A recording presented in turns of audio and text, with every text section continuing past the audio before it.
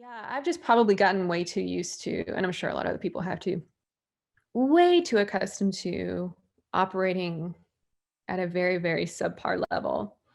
And as it got to be where I was starting to try to go back to work and kind of easing back into it, I would tell people in a percentage like how well I felt I was doing, like, or how well I felt recovered. So I was at like 87%, and I literally was kind of 1% a day. It really was like this. And at one point, I was like sort of stalled out at like 93%. I wasn't quite there, but like I kind of wish we could do that all the time. Somebody could be Right. like, "How are you, doing today?" You could be like, 72%, and they could be like, "Okay, you probably need to go take a break." Um, but yeah, I think we ignore a lot of the stuff until it's just really like debilitating, which is not the way it should be. I think we feel guilty, or we feel like we should be doing more just because we are able to look online and see people hustling and doing stuff all the time. I think it's this really weird sense that you just kind of constantly have to be doing something toward your career as a Yeah. creative. And if you're not, then you're going to get behind. It's this wild, wild phenomenon. I just had a conversation with a younger creative a couple hours ago, and it sucks because I was wanting to record it because I'm going to start doing those things kind of like as like supplementary things for the podcast, but um, ended up stopping the recording because I felt like he didn't have like all his questions kind of together, but we ended up actually having a good conversation afterwards, and he was explaining to me that I could kind of get the sense that he was one of the kids that kind of goes with this like hustle and grind culture that's been kind of like a pandemic itself. Um, Hold on, it broke up. I lost you there for a that's little okay. bit. It's okay. It says connection is unstable. Um, we'll just kind of keep going until it cuts us off. I don't know what the last thing you heard was, but You talked to the, him, his questions weren't quite fully formed, yeah, yeah. He and you felt like he was one of those younger creatives that does something. yeah, That's where it cut off. yeah. Okay. So he was pretty obviously he was one of those creatives that was sucked into the hustle and grind culture of things. Mm, Younger dude. I mean, I get it. That's like implemented by friends all the time, I'm sure. Social media, of course. Um, and then he was telling me about how he just had a relationship end because um and he was kind of putting it on the girl. He was like, yeah, like she didn't understand that I needed to go off and do these things and I had to keep canceling mm, dates. And I like made it a point to like kind of like everybody live their life however they want to, but I made it a point to him like watch it, start working smarter and not harder, because things just yes. like that ruin your life as you get older. Like if you think that that's Yeah. okay now, when you're like my age or older, you're going to think that's okay even more. And then you're going to start, pushing people Mm-hmm. away. That's It was an amazing example of what's happening. And he was like, well, yeah, I Yeah. mean, it's true, but still like she wouldn't understand. Um, like he kept kind of pushing me on it a little bit more and more, like, Mm-hmm. which is, young, hungry, creative probably would. But I threw out the example too of like how my wife's family like tells her all the time, like, you know what you married when you know who you married when you got into it all. And like that's not necessarily something that should be on her. Yeah.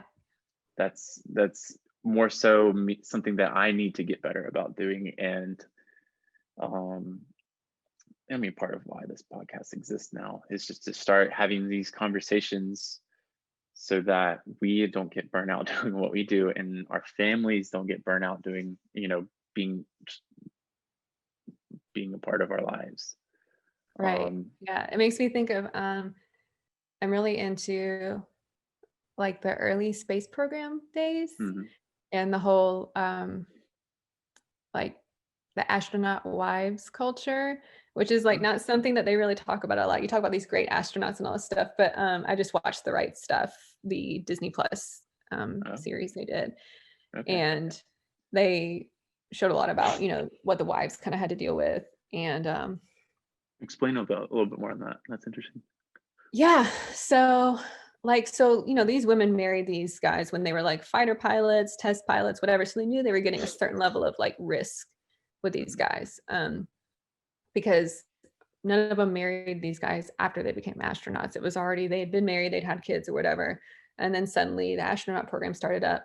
These guys got accepted into it. And then suddenly, even if the relationship wasn't going well, it was a cultural part of the NASA program to have happy, proud families waiting at home for these brave hero astronauts. And it was this whole thing. And even, there was one that was on the verge of, they were already separated. I think they were about to get divorced, but the whole thing was you have to have a happy wife at home in order to be an astronaut. And so, yeah, these guys go off to this astronaut program and they start doing training for it and all this stuff. They're never home, but yet the wives are there with the kids and they have to look happy and all this stuff. It's so fascinating. And I think like all but 2 out of the original like Mercury 7 astronauts wound up getting divorced.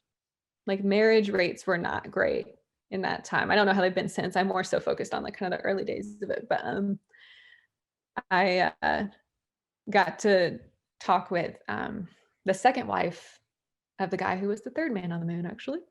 Oh, And she cool. was like, yeah, I think the second wife's kind of got the better end of the deal. Because she was like, yeah, it was just really tough for any of those first wives. That's not really what they signed up for. They signed up to Mhm. have, yeah, military husbands, but at the time any of them got married, there wasn't such a thing as going to space or like the space program. So anyway, I'm very intrigued by the whole like, yes, you have these men that are like these like space heroes and stuff, but there's a whole lot of other stuff sort of in their wake that didn't really go that well, but that had to kind of be sacrificed for that cause. And um, while sports photography is important, I don't even think going into space, I think there should have been balance in that, but it's a different time or whatever. But just it's the culture. There's this culture that right now that permeates, I think, especially creative stuff, but just in general, that work in America is like the most important thing in your life.